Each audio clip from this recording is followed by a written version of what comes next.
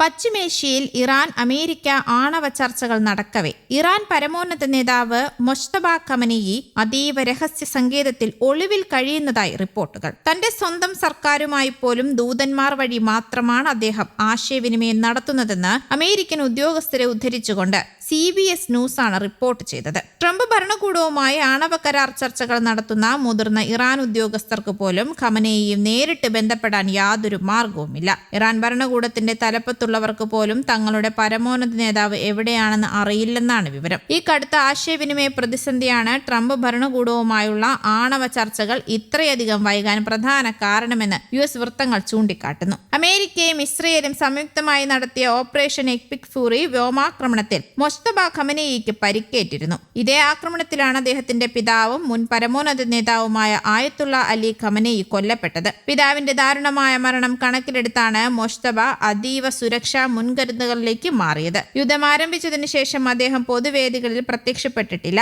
യുദ്ധകാലത്ത് ഇറാന്റെ മുതിർന്ന സൈനിക ഭരണ നേതൃത്വത്തെ കൃത്യമായി കണ്ടെത്തി വധിക്കാൻ US ഇസ്രയേൽ രഹസ്യാന്വേഷണ വിഭാഗങ്ങൾക്ക് സാധിച്ചിരുന്നു. ഇതേ തുടർന്ന് ഭൂരിഭാഗം ഇറാൻ നേതാക്കളും നിലവിൽ ഭൂഗർഭ ബങ്കറുകളിലാണ് കഴിയുന്നത്. പരസ്പരമുള്ള സമ്പർക്കങ്ങൾ ഇവർ പൂർണ്ണമായും ഒഴിവാക്കിയിരിക്കുകയാണ്. അമേരിക്കയിൽ നിന്ന് കരാറിന്റെ വിശദാംശങ്ങൾ അയക്കുമ്പോൾ അത് രഹസ്യ സങ്കേതത്തിലുള്ള പരമോന്നത നേതാവിലേക്ക് എത്തിക്കാനും മറുപടി ലഭിക്കാനും ദിവസങ്ങളോളം നീണ്ട താമസം നേരിടുന്നുണ്ടെന്ന് ഒരു മുതിർന്ന US സൈനികൻ ഉദ്യോഗസ്ഥൻ പറഞ്ഞതായി റിപ്പോർട്ടുകൾ പുറത്തു വന്നിരുന്നു. അതേസമയം ഖമനേയിയുടെ ഒളിത്താവളത്തെക്കുറിച്ചോ ഇറാന്റെ ആഭ്യന്തര ആശയവിനിമയ രീതികളെക്കുറിച്ചോ പ്രതികരിക്കാൻ വൈറ്റ് ഹൌസ് തയ്യാറായിട്ടില്ല. മൊജ്തബയ്ക്ക് ഗുരുതരമായി പരിക്കേറ്റെങ്കിലും എല്ലാ കാര്യങ്ങളിലും ശക്തമായി ഇടപെടുന്നുണ്ടെന്നും ന്യൂയോർക്ക് ടൈംസ് റിപ്പോർട്ട് ചെയ്തിരുന്നു. ഒരു കാലിന് 3 തവണ ശസ്ത്രക്രിയ നടത്തി. ആ കാലിന് പകരം കൃത്രിമ കാലാണ് ഇപ്പോൾ ഉപയോഗിക്കുന്നത്. മുഖത്തിനും ചുണ്ടിനും ഗുരുതരമായി പൊള്ളലേറ്റു. സംസാരിക്കാൻ പ്രയാസം അനുഭവപ്പെടുന്നുണ്ട്. പ്ലാസ്റ്റിക് സർജറി ആവശ്യമായി വരുമെന്നാണ് അറിയിച്ചിരിക്കുന്നതെന്നും ന്യൂയോർക്ക് ടൈംസ് റിപ്പോർട്ട് ചെയ്തിരുന്നു. പരമോന്നത നേതാവ് മൊജ്തബ ഖമനേയിക്ക് ചെവിക്കു പിന്നിൽ ചെറിയ പോറൽ മാത്രമാണ് ഉള്ളതെന്നായിരുന്നു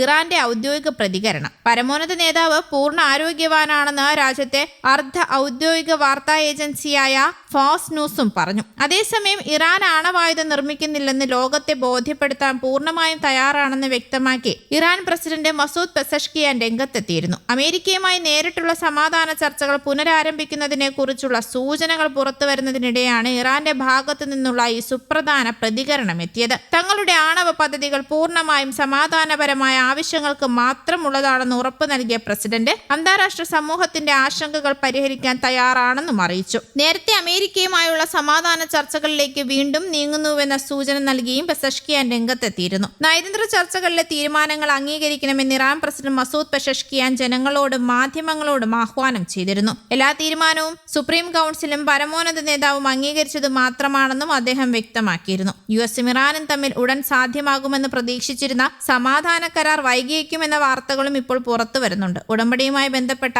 ചില കാര്യങ്ങളിൽ ഇരുപക്ഷവും കടുംപിടുത്തം തുടരുന്നതായാണ് റിപ്പോർട്ടുകൾ സൂചിപ്പിക്കുന്നത്. ചർച്ചകൾ പുരോഗമിക്കുകയാണെന്നും ധൃതി കാണിക്കേണ്ടതില്ല എന്ന് താൻ നിർദ്ദേശം നൽകിയിട്ടുണ്ടെന്നും US president Donald Trump Truth സോഷ്യലിലൂടെ അറിയിച്ചു. News desk Kerala Kaumudi.